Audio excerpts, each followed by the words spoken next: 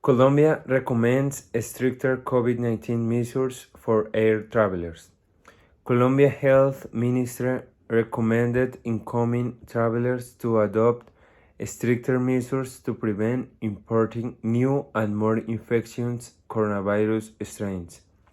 Health Minister Fernando Ruiz initially resisted stricter conditions but changed his mind amid growing concerns over new strains from the United Kingdom, South Africa, and Brazil that could reduce the effectiveness of vaccines.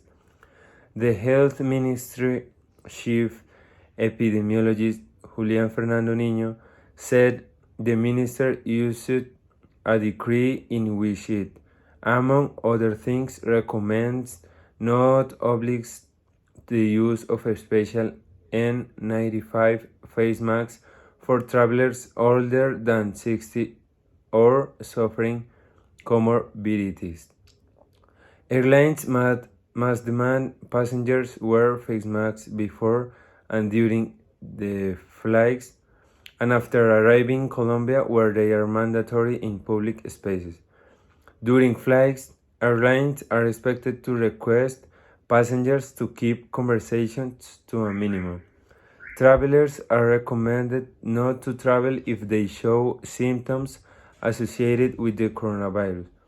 If they have been in touch with people who test positive or test positive themselves in the 2 weeks before their flight, incoming travelers from abroad were already obliged to show the results of a COVID-19 test proving they are not currently ill or present migration officers with a written explanation if they fail to get a test.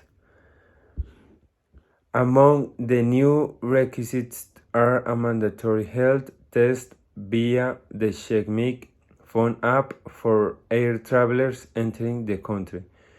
People flying within Colombia are additionally expected to do similar tests on the Colombia Corona app.